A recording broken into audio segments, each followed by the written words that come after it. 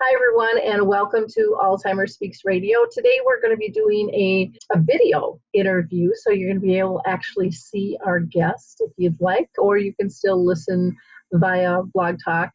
Either way, you can pass these along because I know our conversation is going to help you in terms of living with dementia if you're diagnosed or if you're caring for a loved one or a business professional. We're going to be talking with Elvis Gardin, who really did some miraculous things with his own mother living with the disease, and we'll get into that in just a minute. But first, I always like to just thank each and every one of you who are our listeners and our followers. You have spread the name of Alzheimer's Speaks around the world, and for that I can't thank you enough. As a daughter who had a mom who lived with dementia for 30 years, I was adamant about trying to make a difference and trying to connect everybody to all the resources, tools, and products that are out there that we just don't know about. And, when you get hit with dementia, you don't know what you don't know until you know you don't know it. and so hopefully we're going to make that path a little bit easier for you. I do want to just give a shout out to Dementia Action Alliance. They're having their second North America Conference this June, the 20th through the 22nd, down in Atlanta, Georgia. And you might want to check them out. You can go to DAA Now for more information on that conference and all the other wonderful things that they provide as well.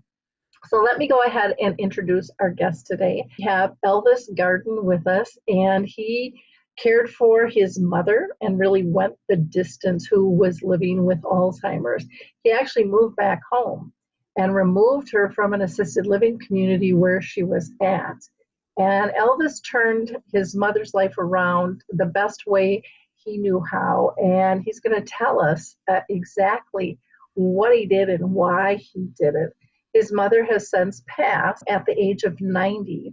But he has taken the knowledge of his journey and authored a book called Dimensions of Dementia, a journey about love and life between a mother and son. So welcome, Elvis. Thanks for joining us today. Hello, how are you? Thanks for having me. Doing real good at this end.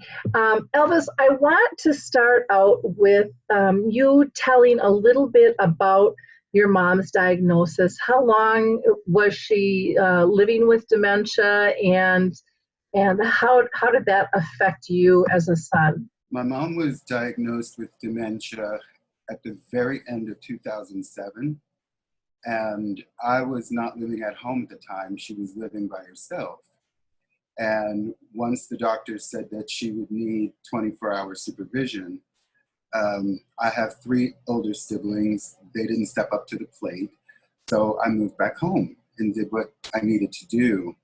So she was diagnosed. I moved home the end of February in 2008, and she passed in May 2017. So why don't you tell us a little bit about how that transition was for you to make that commitment to move back home? I mean, that's a big step for anyone. It was a very difficult decision to make, Lori, because my mom, I grew up with a bipolar mom.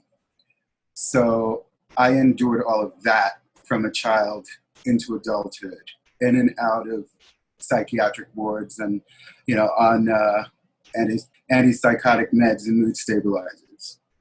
So that was, in and of itself, a whole other book. When I thought I had to move back home, I wasn't happy because I had finally gotten my freedom and took off. I was working in New York City full time. It wasn't something that I wanted to do at first because Alzheimer's wasn't completely foreign to me because in college I had studied on Alzheimer's in our pathology class. So I was somewhat familiar with it, but when you're actually in the trenches with it and you actually see your loved one, especially your mother, and she's starting to slip and repeat things and leave things on the stove and, things of that nature. And I would actually say that the very beginning, the onset of her dementia was the worst part of it, if that makes any type of sense, because she was resisting it and she still thought she could do certain things that she had normally done, chores around the house, et cetera, but she was losing her ability to do that. So that was very daunting to watch and to see her slipping slowly. I can totally relate to that because I remember my mom lived with the disease for 30 years. And in the beginning, I mean, it's just, I can't imagine how scared they are, you know, to be noticing that things are changing and afraid to tell anybody about them because you don't want to, you don't want to bring that to the spotlight. And then when the doctor starts talking about it, your son's moving home and other people are noticing. It's one thing when you notice yourself, but it's another thing when other people start noticing it. And I'm sure they just feel like their whole world is starting to shrink in, and where is this going to go? And is anybody going to support me through this? And am I going to lose my independence and my personhood? Is that kind of what you were seeing too? Well, it was, and I likened it to if there's something that I need to say and I can't think of what I was going to say. But for them, it's insidious and it starts out little by little, and then it grows to 12 hours, and then it grows to 24 hours. And before you know it, they're forgetting things that they want to say from their frontal lobe, the short-term memory patterns.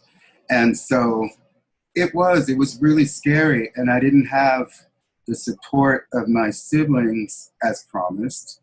And it was a really rough road in the beginning. It was very frustrating.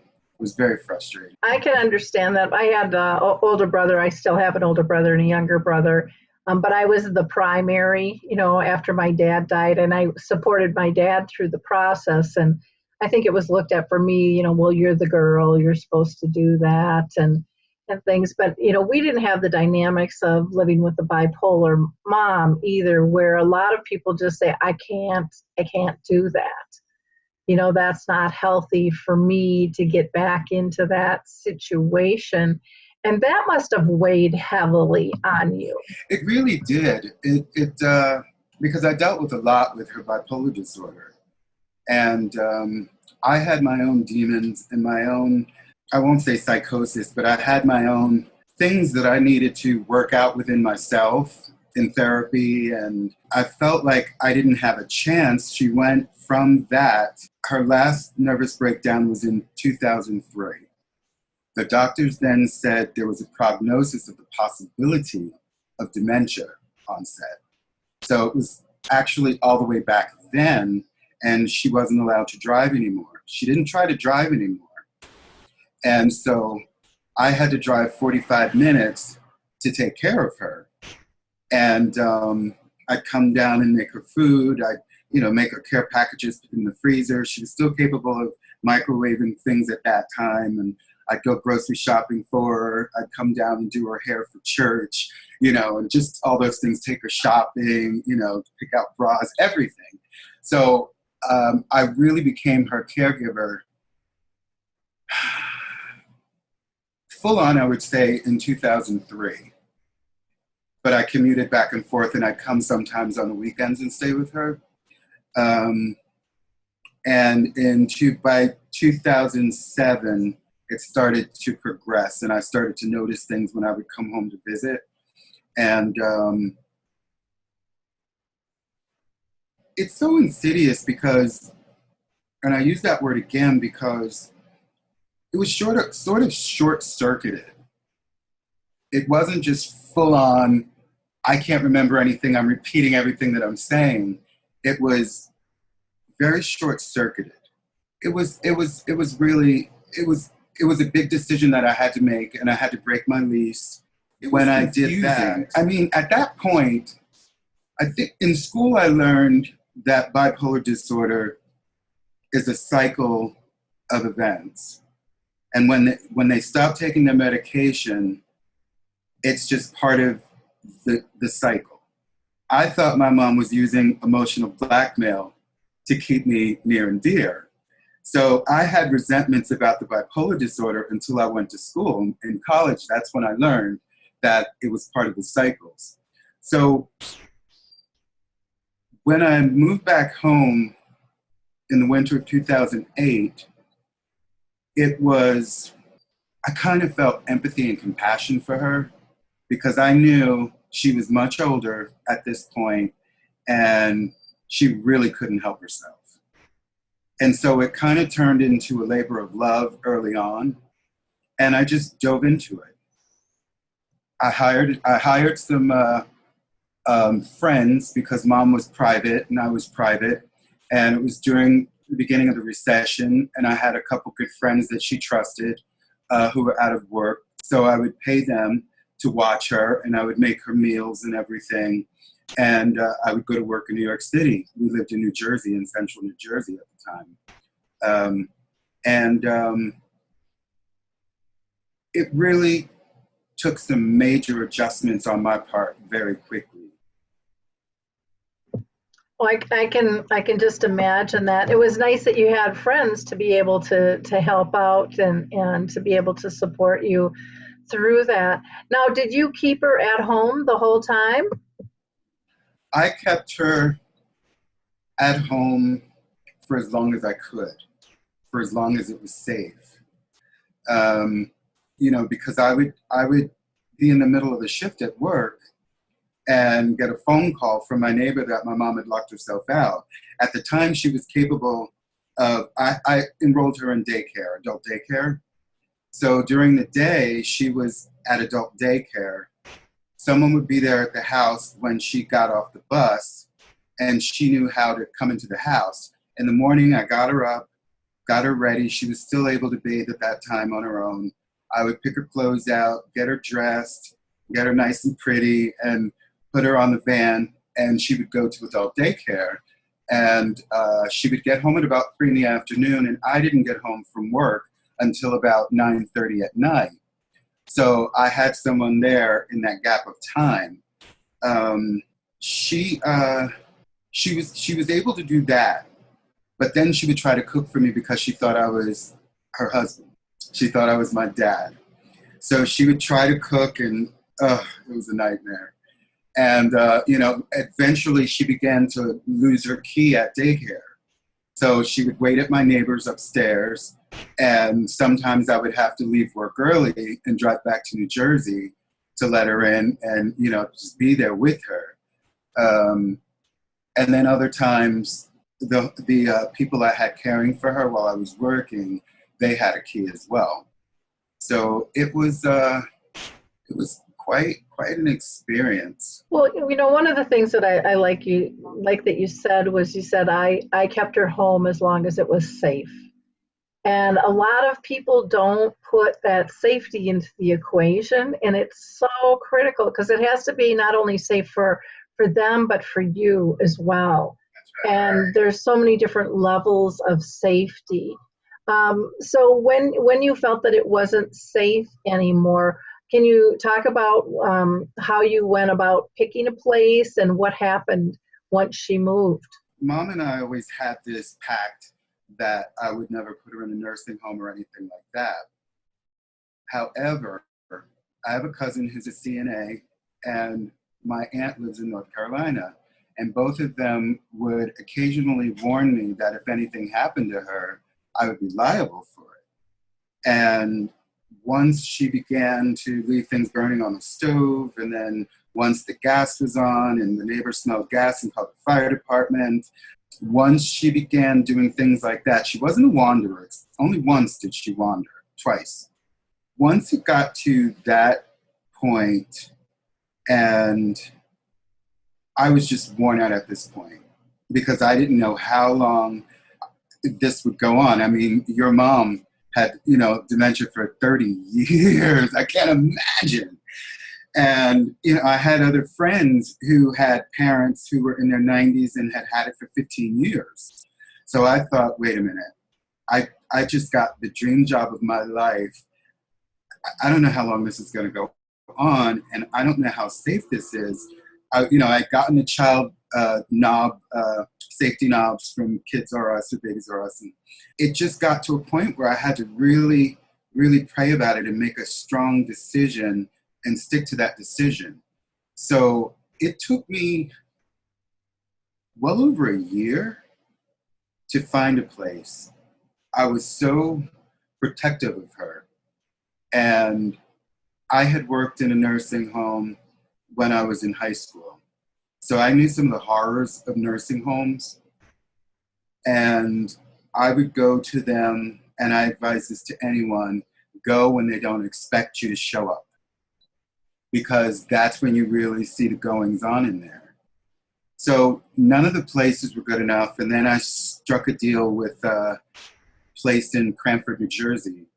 And I got all the paperwork ready. I got the power of attorney ready, the advance directive, and proceeded with that. And so that was actually September 1st, 2010. So I was with her for a good 2.5 years at home. And it was the hardest day of my life because I had to prep her for it and just tell her, Mom, what do you think about being around people that you can have fun with, that you can, and she's like, well, I want to be with you. And that cut like a knife. And I'll never forget the morning that I was bringing her in. We went to breakfast and we were at the diner and she was in such a cheerful mood. And I just felt so guilty that I was tricking her. And I just remember sitting there just staring in a daze at her as she was so bubbly. My mom was a spitfire. She was so spunky. Everyone loved her all the way up till the end. And she was just so happy. And I knew what I was about to do. And we went to the facility and I checked her in. I admitted her. And as soon as we walked in, she looks around. It was a beautiful place. They had aquariums and birds and fish and all through the corridors. And she walks in and goes, "This is great." And I went, "Oh God, thank you." And I just like exhaled. And so I had to, because she followed me like a Siamese cat. So I had to trick her into going with one of the CNAs so I could dash out the door, and that was the most painful time for me. I just broke down and just wailed in the parking lot. I couldn't believe my world was not going to be the same. We were not going to be together again, so I thought. And that devastated me. It's a hard moment in time when you make that decision, no matter how right you are, that this is really the best decision that's available to you. Now, what happened once she was there, and how were you reunited again? Why don't you get into the story of what happened? So she was there. She enjoyed herself there. I was there all the time. I would take her out. We would go out and do things. And she never once complained about me putting her in there. And the irony of it is, Mom developed a thrombosis in the back of her knee. It was a clot. And what I had learned was that they weren't giving her the physical activity that they proclaimed or professed that they give them, 9.5 activity hours. So I went on a work trip, and I came back a week later, and her foot was swollen, her ankle was swollen, her leg was swollen. So I insisted that they get an x-ray tech in there. And turns out she had a clot. They couldn't remove it because she was anemic. So they gave her a transfusion. She was in the hospital for about 2 weeks. And the doctor was going to release her back into the assisted living facility. And I said, "Oh, no, you're not. She's got to have physical therapy." So when I insisted on that, that's when he put her in rehab. So at this point, I really believe in my heart of hearts, even though I've inquired about it And it's been said to me that it's not possible. I don't believe it. She was vocal up until the blood transfusion. I almost want to say that they gave her too many cc's at one time because she went into a vegetative state and dysphagia set in. She went into a very vegetative state, and it was very frightening. It was almost as if she had suffered a mini stroke or something. So in rehab, she was out of it. The doctors and the physical therapist, the social worker, and the head of the physical therapy department of rehab, they were all on a panel, and I was sitting across from them, and they called me in to let me know that Mom was entering advanced stages of Alzheimer's and that she was never going to walk again, and she was too combative, and they couldn't work with her in physical therapy. And I said, that's bull. She was just dancing to James Brown last month. No way. And so they looked at each other, and they looked at me tongue in cheek and said, well, if you think you could do better, you can come in. And I said, okay, what time do you open? And they looked at each other like, is he serious? And they canceled on me the first 2 days. The third day I went in, I went up to her room. I said, Mom, you're 84 now. You've lived a long, incredible life. Do you want to live or do you want to die? And she looked at me with a frail voice and she got out, I want to live. And I said, okay, well then do as I say, work with me, and you'll live. And I wheeled her downstairs to physical therapy, and she was already atrophied and her feet were curled in like someone with cerebral palsy. And I had to teach the physical therapist how to get her out of the wheelchair and get her to walk down the hall to me. And that was the beginning of her walking. And then we did cognizance tests with cones and different things and balls. And before I knew it, she was ready to go back to living. And from that point, I just kept walking with her, taught her how to walk with the walker. And then she was like Forrest Gump. You couldn't find her. I'd go to the facility. I'm like, where's my mom? They're like, oh, she's walking around somewhere. And she even went to a cane at that point. So I would go and I would see her at the end of this long corridor that her room was on. And she'd be looking out the window. And I would say to her, what are you doing, Mom? She's like, I would call her, hey, lady, what are you doing? And she's like, oh, I'm going home. And I'm like, and she was literally looking into the parking lot as if she was waiting for a car to pick her up and bring her home.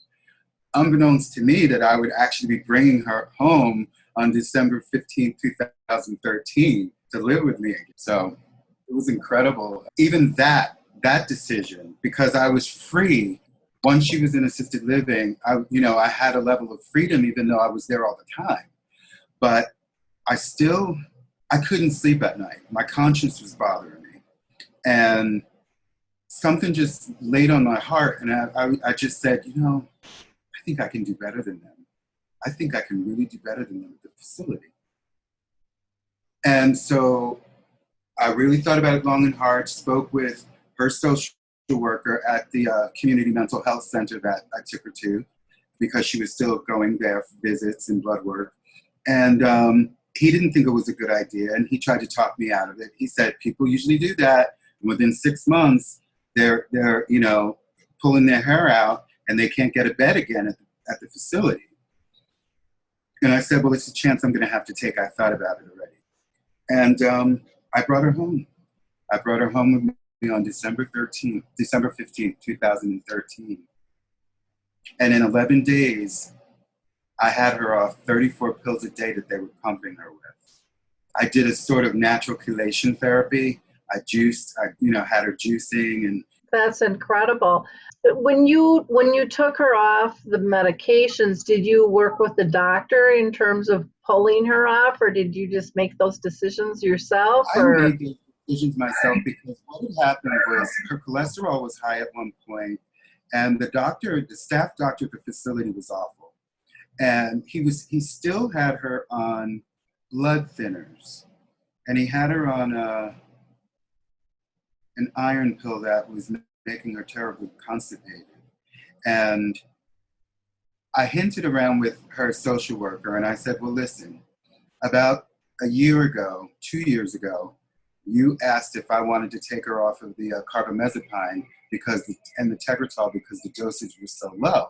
And they started her on Alzheimer's medication. But she was on those. And he said, well, she could have a reaction. I don't know if that's a good idea. But I had already, by that point, actually, she was home with me and I had already taken her off of them. I didn't wean her off of anything, which in hindsight, it probably would have been the better thing to do. But I had studied those medications and I knew that she was on such a low dosage of them that it wasn't really going to make a difference. She was so happy to be home that it was just mind-boggling how happy she was. She knew she was home. I mean, I typically don't ever recommend someone to take somebody off their medications without a doctor's advice, but I know it's one of those situations. I hear about people doing it all the time with that. And when you're dealing with that many medications, that can get overwhelming as well. Some of our audience members might be interested in knowing what your background is in terms of schooling, that you knew how to, get your mom up and moving again and things like that. So if you could share that, that might be helpful for some. I went to school at the Swedish Institute College of Allied Health Sciences and Eastern Medicine in New York City. And I studied massage therapy there and Eastern Chinese medicine. And as a result of that, I graduated into different CEUs and different classes. Prenatal, perinatal, I've helped midwives deliver babies. And working with doctors and physical therapists and chiropractors, I learned a lot as well. So over the years, that was 13 years. Over the years, I developed quite a craft. So I would work on her and I taught her how to walk up and down flights of stairs again. I did physical therapy on her to the point where she was spry again. She was dancing. She was, at the age of 86, she was on a rebounder, bouncing in the living room, and that was some amazing feat, I have to say. Let's talk a little bit more. You've got her at home and she's juicing. What did she think about the juicing? Was that something that she liked, or did she just trust you? Oh, she loved it. And social media used to just stare in awe. I would have these huge mason jars and I would make these amazing juices with all sorts of superfoods, green foods and things like that, blend them up. And she would take that mason jar down like the bunny rabbit on the Quick commercial, the Quick chocolate milk commercial. She would drink it literally within 8 to 10 minutes. And she loved them and she had a great appetite. And I'm also a vegan chef. So she enjoyed the foods that I made her. And I put her on a plant-based diet. I took her off dairy products because I knew that she was lactose intolerant. And that was another thing the facility was doing behind my back. They were feeding her dairy products and she was lactose intolerant heavily. And so once I began to change her diet and we began to go for walks as the weather warmed up, she just sprouted like a spring tulip. I've seen some videos of her dancing and kind of shimmying around and things. Yeah, which is always fun. I know with my own mom, I always got so much joy seeing those moments. Right. Did you, when you're, as your mom then progressed, you kind of got her better and stuff, did she progress backwards again at another? She did. And that was the interesting thing because people watched, social media watched. They saw people who had been following me as early as 2011, 2012, knew that I was contemplating taking her out of there, bringing her to live with me, because I didn't like what was going on with her. The oddest thing was that I know people say that it can't be done, but I'm here to tell you that we arrested the dementia. She didn't progress past that point. And she was very sharp. I would do things with her to keep her in the present. Like I had a little sponge ball and I would throw it at her and she would always catch it and throw it back, or she'd fake as though she was going to throw it at me and then she'd throw it, you know, and I just did all those different types of things to keep her in the moment. And I would keep her in touch with one of her childhood cousins. They were the same age. And anything and everything that I could do to keep her in the moment is what I did. We would go to the grocery store and she liked to push the shopping cart. So I would do these obstacle courses in the aisles and make a U-turn and a beeline, and she would never take anything out. She would never knock anything over. She was great. And it really, I kept her present. I kept her in the moment all the time. And she knew who I was. At this point, she wasn't calling me. She would say that some man lived in the house with us. Not when I brought her home from assisted living, but prior, when I first moved home to her place. And she thought this man was in the house aside from myself. And it was just she and I. So that stopped. She knew who I was. She would say my name. And for the first, I'll have to say for the first 8 months, I had a king-size bed. For the first 8 months, I let her sleep in bed with me because I wanted that connection and I wanted her to feel like she was being integrated back into a home. And I had no problems with that. She was my baby girl. So I just, you know, she was so happy. I can just see her smile. It just lit up the room. And that went on for some time. And then 2015, in May, we moved to Atlanta, Georgia, because she was getting so strong with the walking. And I said, well, I'm going to need like a sprawling ranch, not this, you know, railroad apartment. She needs room to walk around in the house when we're not out and about because it's hot down there. So I found a great place that was perfect for her with an open floor, and she enjoyed every minute of it. It was wonderful. It was really, really. Well, you know, one of the things that I think you did so well with this was you kept her in relationship, you lived in her world, you kept her present and active, so she felt like she belonged. You know, she had purpose. And so often I think many of us who are caring, we forget about that element because we're so task oriented on doing things, but we're not always reading the signs like you read in terms of what brings them joy, what's pulling them out. And you really seem to have built on that along with, you know, the dietary. Now, in your book, what can people expect to find in your book? Do you have recipes? Do you know, how was it written? Some people write in a journal format. Other people write in different ways. What can they find in your book? My book has a lot of rabbit holes. So you'll find in the book, in some areas I talk in present tense. In some areas I speak in past tense. In other areas, I'll speak in a sort of a journal fashion. So it's kind of a collage of different writing styles.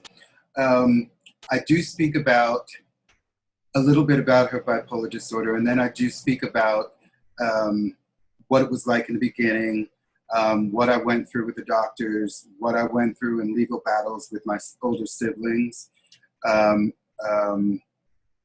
I do speak about her only sundowning, I think, twice. She's only sundowned twice. And I speak about some of the nutritional things that I did, but I don't give recipes in there. I have another book that I'm working on that I had to put the pen down for a while because the emotional void of losing her kind of took me out of my writer's mode. I was able to write this book. I wrote 28 chapters in 2 weeks once I had a shift. I had to go back to New Jersey to where we lived and walk through the neighborhood, and I just broke down. It was cathartic, and I purged. And I was staying with a friend at the time, and I literally just sat down and wrote 28 chapters in 2 weeks.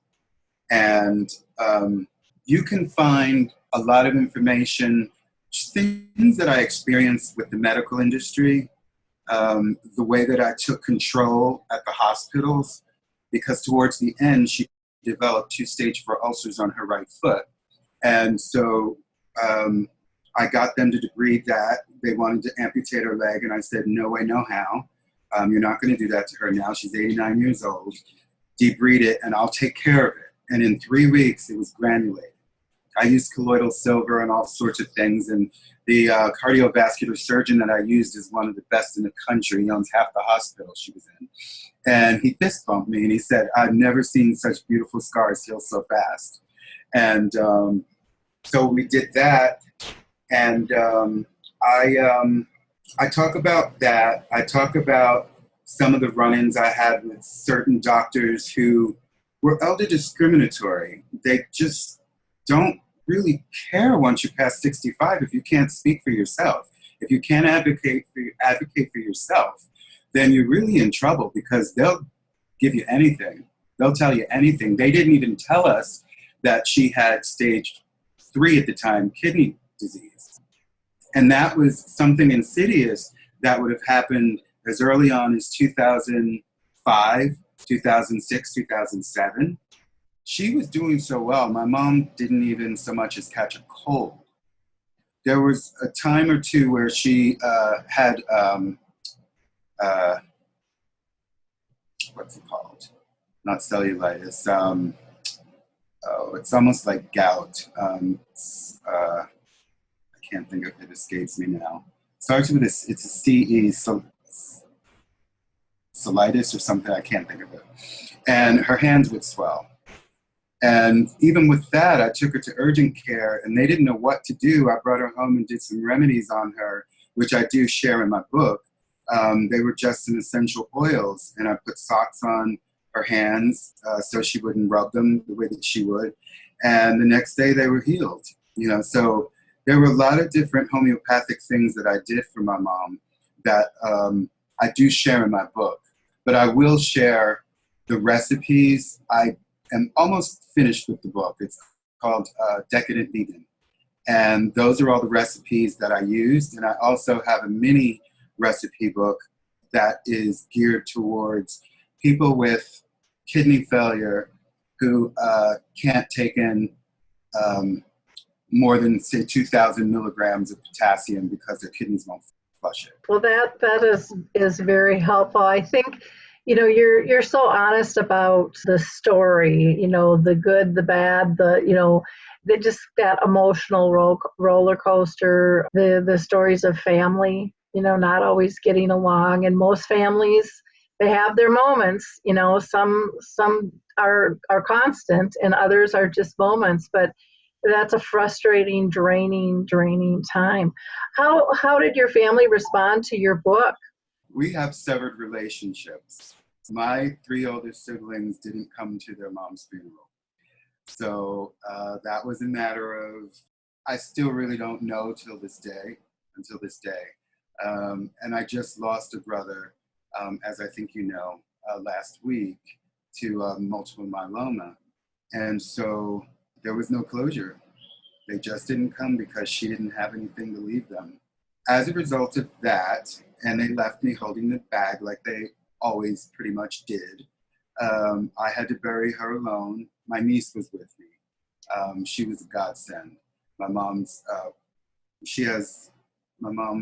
had 4 granddaughters, but only one of them, my niece Tanika, was there for my mom all the way to the end. But it was disheartening, and I was angry with them. I was very resentful towards them because they knew that I had really gotten the brunt of her bipolar years, and then to stick me with this. But at this point, it was such a labor of love that I didn't care if I didn't sleep. I mean, I'd go to the gym when I could, or I found my ways of relaxing, and I was eating such healthy foods that it kept my energy up, because usually the caregiver is the first one to go out. We break down, and if we break down, the whole ship is going to sink. It seems like even though, growing up was difficult with having your mom be bipolar and stuff, and you stepping up, you really got the gifts of that relationship and were able to reframe it. And I know, my two brothers weren't very present either. It didn't hit me until one time we were talking, and I'll never forget, I was sharing stories with them, and they're like, well, where'd you get the stories? And it just hit me so hard, like I was there. And then instead of being angry and frustrated with them, I just felt this great sadness because they missed all of that. And that was their choice. And, and I had just stopped trying to pull them in and thought I have to focus my energies to do what I'm doing. And this is sidetracking me. This great sadness for them for missing out, because I thought it was one of the biggest gifts, if not the biggest gift I'll ever receive in my life. Well, the time that we had, I gave my mom the most incredible bucket list she never could have expected. And we drove to Asheville together, for our family reunion. We'd go all over the place. She loved to ride. She loved cars. And I had a Jeep. She loved my Jeep. And we really had a ball. I had more fun with my mom in her end years than I think I did growing up. We had a blast. And I knew she was happy. She just had a permanent grin every day. And I did regret for them that they missed out on that, because they're not in any of those pictures. They're not in any of those videos. They never came to see her. They called Adult Protective Services on me 3 times, not once, not twice, but 3 times, saying I was abusing their mother when they didn't even know her favorite color. They hadn't seen her in years. So it was sad for them, because what she gave me, money could never buy. I mean, the love, the integrity, the commitment, the unconditional love, the humility of having to clean and change my mom as though she was my infant baby every day, and being able to just bear down and do the dance with her and just let her lead. As long as it was safe, I just let her lead. If she said, oh, I want to walk on the moon today, I'd say, oh, is there room for me too? And she'd say, sure, and she was happy. She was just such a very happy, it was like she rebirthed in that 4 years that I had her with me. It was the most beautiful thing. She really didn't suffer long at all. I can totally relate to that. I just think it was, again, such a gift. And to me, it was almost, when I try to describe, my relationship with my mom, I tell people it was almost like a religious experience, because yes. You don't know how deep you can love and how unconditional in the different levels right. that are there. You think unconditional love is, you love your child, and, you don't think anything can beat that. But, over the years, that changes too. And, when you go through that whole end of life journey, I mean, there's just another level and another level, and you don't need words. You can just be calm and present and comfortable in silence, to always be accepted, to be able to give that gift of acceptance, because you're not judging anymore. You're just walking on the moon with your mom. Towards the end, I had to put her on in-home hospice. And one night she began to hemorrhage. And I called the hospice nurse, and she came over, and they didn't want me to clean her up. They wanted to see where it was coming from. And it was awful. It was those types of things were the traumatic experiences. The hemorrhaging was traumatic. She fainted and went unconscious a couple times. Those were the times I thought this was it. And so one night, it was actually early in the morning, about 4:30 in the morning, I went in to check on her, and she had hemorrhaged very badly. And at this point, I was only giving her, I think I was feeding her with the peg tube. And she wasn't on morphine yet. And so the nurse comes over, and she's on the other side. We're on either side of Mom's hospital bed in her room. And I looked at her and I said, "You hospice nurses are angels in human suits. You're not fooling me. I see you. They're awesome. They were incredible." And so she looked at me and she said, "You're one to talk." And I said, "Excuse me?" And she said, "Look, when my granddaddy was going through this and at the stage your mom is at, there were 7 of us that took care of him and we couldn't handle it. 3 of us were nurses, and you're doing this all by yourself. You're the angel." And that's when it really impacted me, like, wow, what am I doing? What am I doing? Like, will I recover from this, you know? And I'm still trying to recover. It's hard after you put so much into that relationship, and then when they're gone, I know I just felt lost, this huge void. After the funeral, I just collapsed. I went to Calgary, Alberta to stay with a friend for 2 weeks. I just couldn't even be in the house anymore. And matters worse, we were renting the house. I knew that the landlord was selling the house at a certain date, and we had to be out by May 31st. She passes on May 11th, so you can imagine the hospital visits, the ambulance rides and all that to the hospital prior to her passing. And then I buried her on the 17th of May.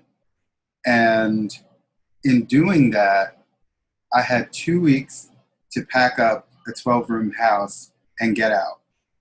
Oh my gosh. You can't imagine. You can't imagine. And I mean, I really, really, her gravestone says, "It is well with my soul" on it. She loved to sing that song. And I love to sing that song. And when I was done, it was always well with my soul. It was all well. When I took her dress to the funeral home, my niece was down with her mom, and she had gone in her room to gather up, you know, earrings, things, makeup. And I knew which dress I wanted to bury her in. We get to the funeral home, and I go to hand him the dress and the bag of makeup, and he said, "What's this?" And I said, "It's makeup." And he said, "Oh, she won't need this." He said, "It looks like someone poured liquid gold all over her body. She doesn't even have a pressure sore. God has a special place for you in heaven." And those types of vindications was all I really needed to hear, because I already knew Mom was proud of me to the very end. You know, the last 3 days I was giving her morphine, and I'd have Ella Fitzgerald or Otis Redding playing in the room, and her body was breaking down. I couldn't turn her anymore. And she was such a clown. She literally did her shimmy shake with one shoulder and winked her eye like, "I got this, we got this." And I just looked, I was just in tears. Tears of joy and pain. It was bittersweet. But she knew who I was till the end. And I mean, even in her hospital bed, I kept it on an incline. And I began to sing Minnie Riperton's song, "Loving You," to her. And she literally, with all the strength that she had, she sat up as much as she could and started humming it back to me, mimicking. That was very difficult to hold back the tears. I had to finish up and leave the room and just go bawl. Wow. What a journey. I thank you so much for sharing your story. I think it'll help a lot of people. I think so many of us feel alone and misunderstood, especially when we don't have family supporting us. It can be a really, really difficult thing to do. Now, people can get a signed, autographed copy of your book just by going to your website, dimensionsofdementia.com. That's dimensions, of dementia.com. or they can email you as well, and both are listed on the radio page and blog. We've got that all over. Well, thank you again for your time with us today, and I really enjoyed your book and enjoyed this conversation, as I know our listeners will as well. So thank you, Elvis, for all you did, not only for your mom, but for so many others. And it empowers, I think, all of us to hear other people's stories. It gets us to believe that we can make a difference and we can try something different and kind of follow that gut and lead us forward. So again, thank you so much.